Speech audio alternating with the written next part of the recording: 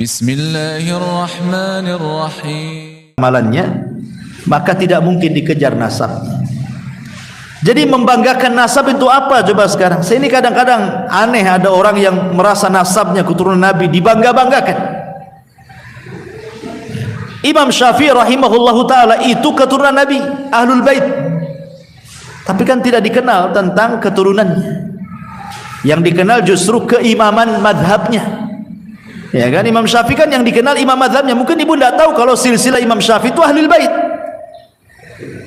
Kecuali setelah membaca biografinya, oh rupanya Imam Syafi'i itu sampai ke nasab Nabi Ahlul Bait. Tapi kan tidak dikenal masyarakat. Yang dikenal Imam Syafi'i itu ya imam madhab itu saja kan. Ya, karena Imam Syafi'i mengajarkan kepada kita bahwa nasab itu pada hari kiamat akan terputus. Tetapi yang tidak akan terputus itu amalan kita. Idza mata ibnu Adam in qata amaluhu illa min thalathin sadaqatin jariyah aw ilmin yuntafa'u bihi aw waladin salihin yad'u lahu. Tidak disebut nasab di sini. Hanya ilmu yang bermanfaat, sedekah yang mengalir, punya anak yang mendoakan. Karena dia anak soleh mendoakan orang tuanya. Berarti semuanya terputus kecuali 3 perkara kan, termasuk nasab. Makanya Allah mengatakan fala ansaba yauma idzin, maka tidak ada nasab pada hari itu. Maksudnya tidak terputus nasab, karena yang akan dibanggakan di hadapan Allah itu bukan nasab tetapi amalan. Wajar kalau Rasul mengatakan kepada Fatimah, putrinya sendiri mengatakan, ya Fatimah binta Muhammadin saluni ma syi'ti la ugni anki minallahi syai'ah. Fatimah putri Muhammad, minta sekarang di dunia, mumpung hidup di dunia, minta sama abimu nih. Sebab pada hari kiamat kata Rasul, la ugni anki minallahi syai'ah, aku tidak bisa menolongmu. Lah kalau Rasul tidak bisa menolong Fatimah, bagaimana menolong kita? Ya kan? Kecuali dengan amalannya. Nanti dengan amalan itulah orang ini dapat syafaat. Makanya Nabi SAW tidak bisa memberikan syafaat kepada pamannya Abu Talib. Hanya syafaat khusus, tapi kan tidak keluar dari neraka kan? Karena Abu Talib tidak mengikuti Nabi. Coba Abu Talib masuk Islam, artinya kan dia punya amalan tuh. Kalau sudah punya amalan masuk Islam, maka Rasul akan berhujah di hadapan Allah bisa menolong Abu Talib kan? Tapi tidak bisa menolong, kecuali syafaat khusus itu pun tidak bisa mengeluarkan dari api neraka. Tetap saja dia di neraka, cuman diringankan saja azabnya. Ya. Maka di sini juga faedah bahwa waman batta'a bihi amaluhu lam yusri' bihi nasabuhu. Siapapun yang lambat amalannya tidak bisa dikejar dengan nasabnya. Wallahu alam, ini diantara faedah hadis yang ke berapa itu? Sadis wa thalathin. Ya. 36. Taib. Sebelum saya tutup silakan kalau ada yang bertanya.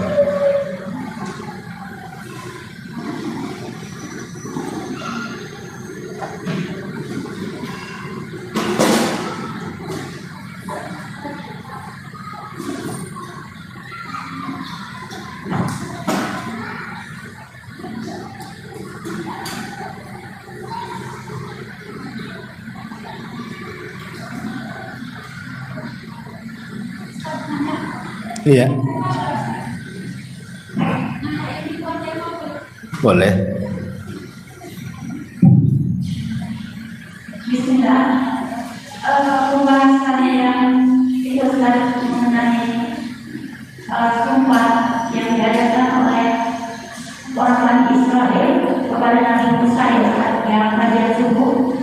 Itu kan kita semua sementara kaum Nabi Israel itu kan bukan seorang Muslim, istilahnya apa berlaku sumpah yang diucapkan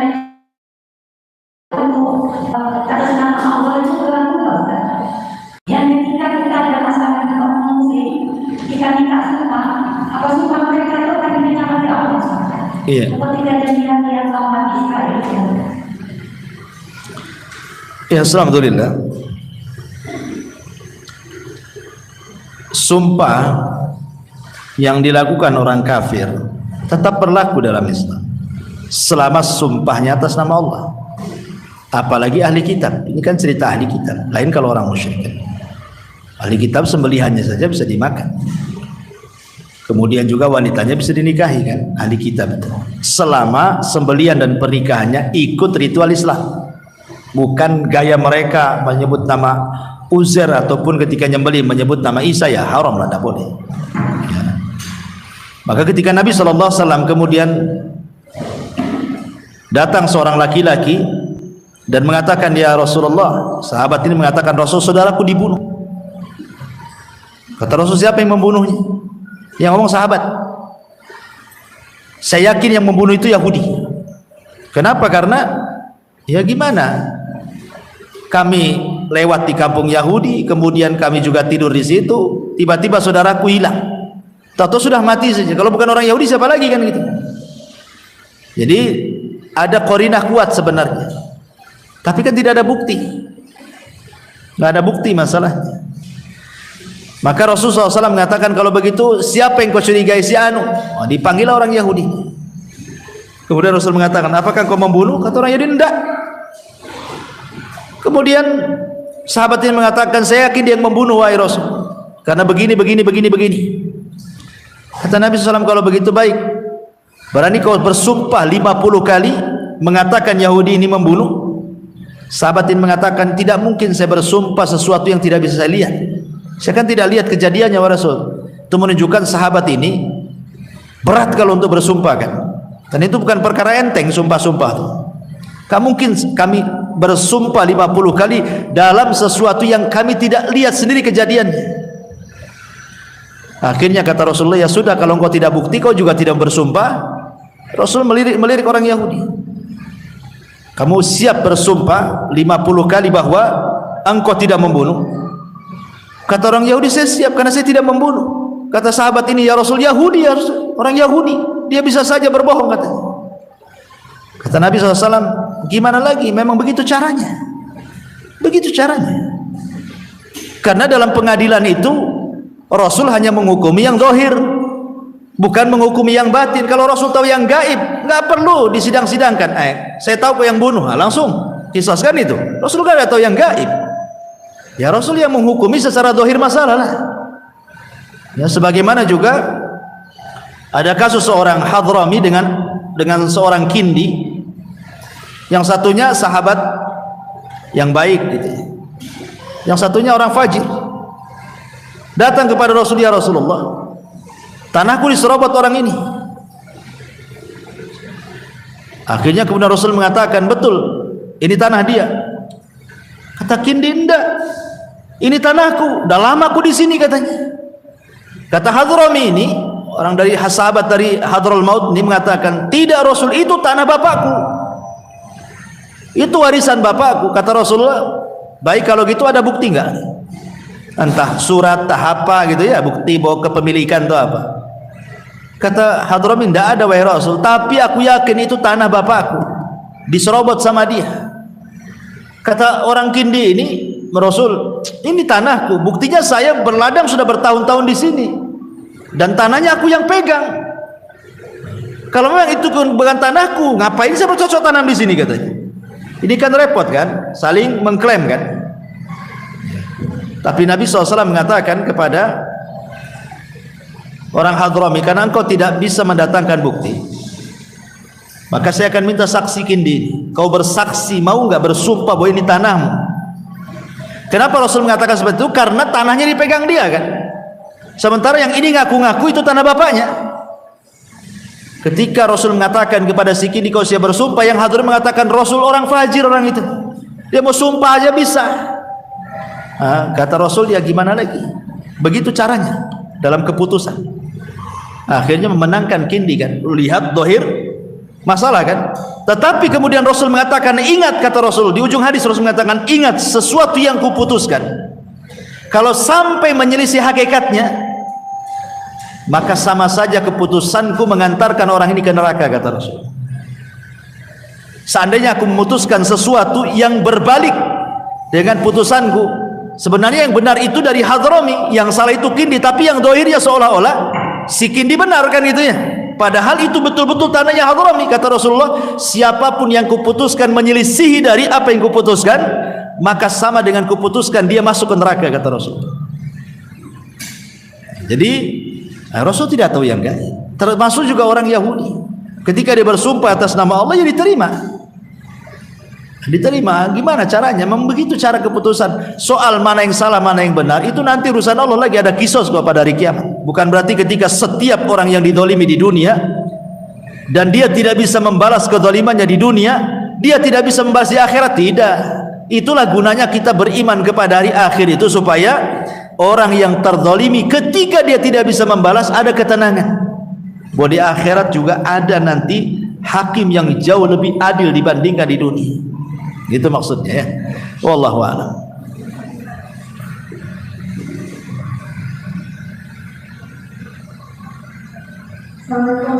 Waalaikumsalam. Jadi saya kan pernah sebenarnya yang saya bilang benar-benar seorang mereka sudah meninggal. Kemudian saya tanya, nggak boleh berbicara akan dosa. Lalu mereka mengatakan, aku sedang tidak meninggal, tapi memberi waspada. Itu bagaimana? Belum paham saya pertanyaannya. Jadi kan mereka sedang menceritakan keburukan seseorang. Lalu saya nanya lagi dengan meninggal. Lalu mereka menjawab, mereka bilang sedang tidak meninggal. Sedang tidak menggibah tapi waspada gitu. Ya. Waspada dari siapa? Dari orang yang digibah. Ya. Tadi kan sudah saya katakan, lihat orang yang sedang digibah itu. Dia orang baik zahirnya atau orang jahat? Kalau zahir orang yang digibah ini orang baik, zahirnya orang baik. Ya namanya orang baik pun tidak lepas daripada kesalahan kan. Sebaik-baiknya orang selain Nabi itu pasti punya salah kan. Tapi kalau secara umum dia baik orangnya, dia baik orangnya secara umum lah, 70% dia baik, 30%-nya tak baik kan. Zahirnya itu baik, maka kita tidak boleh menggibah, itu sama dengan membongkar aib namanya, tidak boleh. Tapi kalau seandainya dia orang jahat, boleh kita menggibah orang jahat itu supaya terhindar dari kejahatannya. Maksudnya zahirnya memang jahat dia, orang itu jahat sekali gitu. Jadi lihat, tapi kalau 50-50, kita tidak tahu dia orang jahat orang baik, 50% baik 50% jahat gitu, tetap harus ditutup aibnya, tidak boleh gibah. Nggak ada alasan biar terhindar dari kejahatan. Emang apa kejahatannya? Mungkin antara dia dengan orang itu aja yang punya urusan, dengan orang lain kan tidak punya urusan kan itu. Kadang-kadang kan hanya hawa nafsu saja. Orang kalau tidak suka dengan orang, ingin ngajak orang juga nggak suka kepada dia, atau orang kayak gitu itu biasa. Ya sebaiknya ditutup aibnya, jangan diceritakan, kecuali ada dosa-dosa tertentu yang boleh dibongkar. Contoh namanya orang yang matlul ghani zulmun, orang yang sanggup membayar hutang tak mau bayar hutang. Ya, ibu nih umpamanya saya utangi 100 juta, ibu kaya, kapan Ustaz bayarnya? Saya kasih tangguh 1 bulan. 1 bulan tak mau bayar pula, tapi sudah tak mau bayar, saya lihat kok ganti mobilnya tuh, kok bisa ganti mobil tapi bayar hutang tak bisa, nyicil pun tak bisa, itu udah zalim namanya. Orang yang seperti ini kata Nabi, matlul ghani zulmun yuhillu irdahu wa uqubatah. Kalau orang kaya dia sanggup bayar, tak mau bayar hutang, halal kehormatannya, boleh digibah, dan halal fisiknya untuk dipenjarakan. Boleh menggibah orang yang punya hutang itu, maksudnya seputar hutang piutangnya saja, jangan pula keluarganya ikut digibah. Jadi kan masalah hutang piutang saja kan, itu saja yang digibah sama kita. Kita katakan sama kawan, nanti kalau si Anu datang pinjam uang jangan kamu kasih ya. Dia masih punya utang sama saya, dia itu sanggup bayar tak mau bayar. Nah, itu kan gibah juga kan. Sebatas ini saja gibahnya, jangan melampaui daripada kasusnya. Itu halal kehormatannya digibah, supaya orang-orang jangan tertipu dengan dia, maksudnya gitu. Nah, itu tidak masalah ya. Tapi kalau yang tadi, ibu sudah benar menasihati dia yang salah, supaya orang tidak terkena dengan kejahatannya. Emang kejahatannya apa dulu kan? Dirinci lah kejahatannya seperti apa. Apakah dia layak digibah atau tidak kan? Boleh jadi orang ini sedang musuhan saja sama dia, sama yang lain tidak bermusuhan. Nah, jadi jangan sembarang menggibah orang karena bahaya menggibah itu dosa besar. Ya. Orang terkadang itu melihat ada orang yang kayak sekarang ini ada kasus kan di medsos, ada pembunuhan berantai. Ya, siapa namanya itu Pak Wawon CS itu siapa? Ya.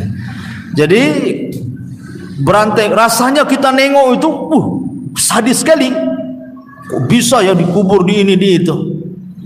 Lah hari-hari ibu gibah itu kurang lebih dosanya. Sama juga dosanya, sama-sama dosa besar. Gibah dengan bunuh orang berantai itu sama hukumnya, sama-sama dosa besar kan? Tapi kan orang yang menggibah itu tidak dikatakan seperti orang yang membunuh, itu masalahnya. Itulah kadang aneh kita ini, sama-sama dosa besarnya kok. Coba kalau setiap orang yang menggibah itu perlakuannya sama dengan orang yang membunuh, sama-sama dosa besar kan? Mungkin takut orang bergibah tuh. Takut dibully satu Indonesia bahwa ibu ini penggibah kan? Sebagaimana pembunuh ini viral jadinya. Tapi malah kemudian gibah ini pula dibuat acara kan? Di televisi acara gibah pula.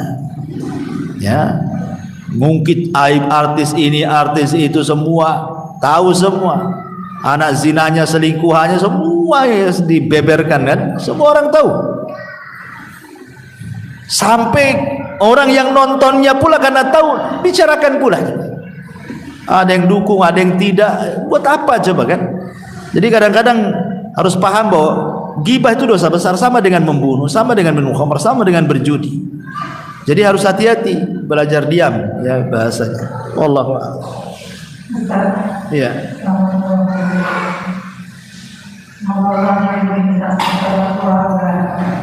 Pertanyaannya ini Ustaz, kalau ada orang yang sudah mensifatkan pertanyaan pada seseorang, kemudian orang tersebut dalam kondisi sakit, dia didatangi oleh orang yang berusaha tadi, dia sudah mensifatkan. Nah, tiba-tiba orang yang sudah datang dengan melunasi utang dia yang sudah lama, padahal sudah diluasi urusan. Nah, apakah kita ini pahalanya kan masih, apakah kita ambil atau kita terima atau kita tolak? Ya, alhamdulillah. Ya, kalau ibu sudah ikhlaskan berarti kan sudah bukan uang ibu lagi. Kan sudah dikasih, berarti hak milik dia kan. Jadi ibu memilih pahala dibandingkan dunia. Kalau tiba-tiba dia mau bayar, ya dibalikin lagi, saya sudah ikhlaskan, enggak mau nerima saya. Masalahnya orang itu juga enggak mau pula pahala ibu kan. Dia ingin pahala dia kan. Enggak, saya balikin lagi. Ya itu kembali ke ibu lah. Kalau ibu ambil, ya berarti ibu tetap dapat pahala ketika ibu memberikan kemudahan bagi dia saat dia sulit. Disitulah ibu dapat pahalanya. Tapi dengan mengembalikan duit, ya berarti hanya pahalanya sebatas itu saja. Tapi kalau seandainya ibu tidak mau mengentaskan kesulitan orang itu, ibu sedekah lagi, nah, double pahalanya. Jadi kalau dikembalikan, kalau ibu mau ngambil, ya lihat, saya kan sudah dikasihkan, kok diambil lagi, ini bukan hak saya. Nah, kecuali kata orang, ya enggak lah, kalau memang hak itu kan hak ibu umpamanya, udah ambil itu kan hak ibu, berarti kan saling memberi di sini. Ya, berarti sudah sadar orang yang utangi itu dia. Ya, sudah cair, tadinya beku otaknya kan, udah cair dia. Udah mau dibalikin duitnya kan. Enggak masalah, ibu ngambil pun tidak berdosa sebenarnya. Tapi kan ibu harus ada akad dulu, maksudnya apa? Saya sudah ikhlaskan kok mau ngasih. Enggak mau lah, saya ambil aja. Kalau dia tetap enggak apa-apa, ambil aja. Berarti dia pun ingin mengembalikan uangnya kan. Dia terima saja secara hukum, tidak ada masalah. Tapi jangan sudah mengikhlaskan masih ditagih juga. Lah udah diikhlaskan kemarin kok ditagih-tagih. Ya kemarin itu masih punya duit Ustaz katanya. Sekarang udah habis duitnya, ingat lagi utangnya. Itu udah ikhlas namanya. Wallahu a'lam. Baik, pertanyaan kedua. Iya. Bagaimana kalau kita ada macam negatif kepada satu suku, apakah itu masuk riba juga? Misalnya kemungkinan itu terkenal misalnya pelit gitu kan, masuk ada ngomongin orang, kemungkinan pelit, apakah itu masuk riba? Oh, itu namanya gibah nasional, Bu. Gibah satu kabilah itu tidak boleh itu. Oh, dasar orang Minang pelit semua. Satu Minang kena. Apa nggak marah orang Minang? Iya, nggak boleh. Jadi itu namanya gibah kabilah. Dosanya lebih besar, makanya hati-hati. Oh, orang Jawa Barat tuh pelit-pelit semua, ya. Orang Sumatera pelit-pelit semua. Ya nggak boleh, karena tidak semua orang pelit kan gitu. Mungkin itu oknum saja.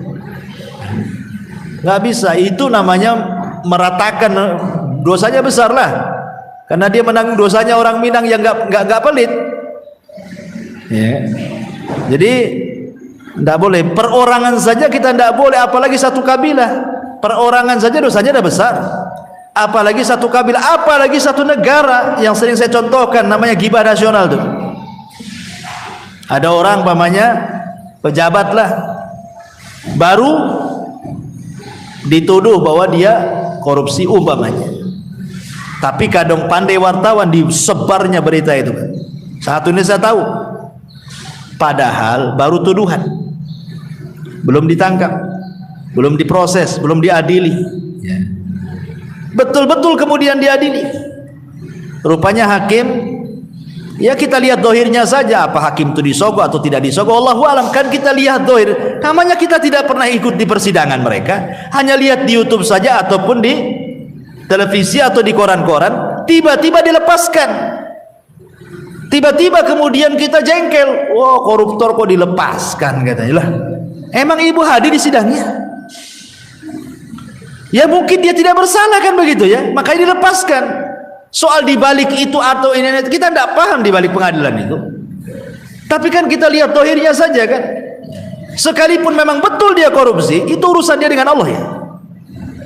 Urusan dia dengan Allah Subhanahu wa taala, dan dia akan menanggung dosa satu Indonesia. Kalau yang dicuri itu uang rakyat kan itu. Selesai, nanti ada hukuman berat di hadapan Allah Subhanahu wa taala. Ya, tapi kan kasihan karena begini, kawan, konsekuensinya. Terkadang yang salah itu bapaknya yang korupsi karena dia pejabat. Itu yang dibully satu keluarga. Kan keluarga dia namanya punya istri, punya anak kan itu ya. Akhirnya mungkin anaknya sekolah, tahu ini anaknya bapak ini yang korupsi, langsung dibully habis tuh. Ini yang salah siapa, yang dibully siapa kan? Jadi kemana-mana jadinya kan. Nah, kecuali kalau sudah terbukti, memang terbukti kan, setelah di persidangan dia korupsi, dia begini, begitu dan lain sebagainya, dapat vonis sekian, itu saja gitu, yang seperti itu saja. Ya sebaiknya kita doakan saja.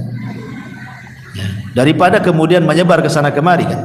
Untuk apa coba menyebar? Dia sudah menanggung dosa rakyat Indonesia tuh. Nanti ada pertanggungjawaban sendiri dengan Allah Subhanahu wa taala. Apalagi negara sendiri kan biasanya harus dikembalikan uang-uang itu. Ya kan? Biasanya dalam vonis itu biasanya harus dikembalikan, selain hukuman kurungan, kembalikan juga uang negara kan gitu. Dimiskinkan. Jadi kalau belum jelas salah atau tidak salah, masih dalam proses, jangan disebar dulu. Itu bahaya menyebar. Tahu-tahu rupanya nggak bersalah, udah disebar lagi. Tahu-tahu nggak bersalah dia. Ini kan bahaya. Wallahu a'lam. Ya. Apakah sama datang ke seminar pelatihan atau masih kebersamaan seperti mendatangi pengajian ilmu? Seminarnya apa? Seminar misalkan tentang pendidikan, kemudian jangan salah menyimak ada izin seperti itu. Ya kalau memang di seminar itu tidak lepas daripada Islam, seperti parenting Islam gitu ya, pendidikan Islam, ya sama saja. Kecuali kalau di seminar itu bicara masalah fisika, biologi, matematika, berarti kan ilmu-ilmu umum. Kalau ilmu umum itu kan hukumnya fardu kifayah. Fardu kifayah itu ya, kalau memang tidak ada yang tahu baru fardu ain. Tapi kalau sudah ada yang tahu berarti kifayah bagi yang lainnya, cukup bagi yang lainnya. Tapi kalau ilmu agama ini kan fardu ain, setiap orang harus tahu. Ya siapa akan ditanya masing-masing. Bukan berarti ini fardu kifayah kan orang itu sudah ustaz, ngapain saya belajar katanya. Nanti kalau ditanya ya saya minta Ustaz itu jawab katanya. Ya, enak kali. Jadi kalau belajar agama itu fardu ain. Masing-masing harus belajar karena ada pertanggungjawaban di hadapan Allah kan, apalagi bicara tauhid. Ya, bicara Islam, bicara tauhid. Tapi kalau umum ini paling tinggi fardu kifayah. Pamannya memang di Indonesia nggak ada dokter. Berarti berdosa. Karena nanti asli pakai dokter orang kafir dibodoh-bodohi dan begitu seterusnya kan. Maka ketika itu wajib ada yang belajar kedokteran. Tapi kalau sudah ada tidak fardu ain lagi, kifayah jadinya. Cukup mereka sudah ada yang tahu. Nah, kita yang lain saja bidangnya. Tapi kalau agama tidak. Mau Anda dokter, mau Anda insinyur, mau Anda tukang ojek, mau Anda pengangguran, wajib belajar agama. Ya. Jadi lihat seminarnya seperti apa ya. Kalau seminarnya ada bau-bau Islam di situ, ya sama dengan hadir di majelis taklim. Apa bedanya seminar dengan taklim? Sama-sama duduk juga di situ. Tapi kalau cerita-cerita bisnis, seminar soal multi level marketing, nah itu haram lagi, tidak boleh datang. Ya, atau seminar-seminar yang sifatnya keduniaan lah. Ya lihat manfaatnya saja di situ. Tapi tidak sama dengan hadir di majelis taklim. Kecuali kalau dalam seminar itu sekali lagi memang tidak lepas daripada Islam, lengket dengan Islam. Seperti tadi saya ibu katakan parenting, ya mungkin dijelaskan tentang parenting Islam. Bagaimana pendidikan Nabi, pendidikan para sahabat dan begitu seterusnya, itu kan tidak lepas daripada Islam juga. Ya sama dengan hari majelis tadi. Wallahu a'lam. Ya. Saya masih bingung ketika sholat itu kan apakah benar kalau misalnya tidak boleh membaca doa dalam bahasa Indonesia? Apakah harus Doa dalam sujud? Doa dalam sujud?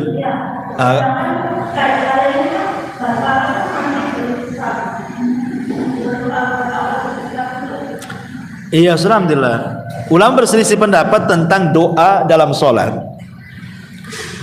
Tetapi ulama mengatakan malam yuhsinul qiraah, bagi yang kurang baik yuhsinul arabiyah, mungkin dia Arabnya kurang bagus. Apakah boleh menggunakan bahasa selain bahasa Arab? Boleh, tidak ada masalah. Siapa yang melarang? Enggak apa-apa. Nah, cuman ketika para ulama membahas doa dalam sujud itu boleh dengan bahasa selain bahasa Arab bagi orang yang la yuhsinul arabiyah, bagi orang yang tidak bisa berbahasa Arab sama sekali. Apakah doanya dalam hati ataukah doanya diucapkan? Kan begitu ya? Nah, dulu ya kita juga pernah bertanya kepada para masyayikh untuk belajar di Yaman, ya mereka menjawab doa dalam hati. Karena tidak boleh memasukkan bahasa-bahasa dalam sholat itu selain bahasa Arab. Ya. Tapi belakangan saya mendapatkan fatwa kalau tidak salah dari siapa? Abdul Muhsin Al-Abbad, hafizahullah ta'ala kalau nggak salah ya. Saya pernah mendengar di salah satu kasetnya di YouTube itu. Jadi tanya tentang bolehkah membaca doa dengan selain bahasa Arab dalam sujud. Dia mengatakan boleh. Apakah perlu dalam hati? Tidak. Bisa diucapkan. Yang penting yang harus diucapkan, ucapkan dulu seperti subhana rabbiyal a'la itu dulu. Itu dulu selesaikan kan gitu ya. Ya, kalau seandainya sudah selesai minimal 3 kali, maksimal tidak ada terbatas. Ya. Baru kita berdoa, boleh dengan bahasa Inggris. Wallahu a'lam.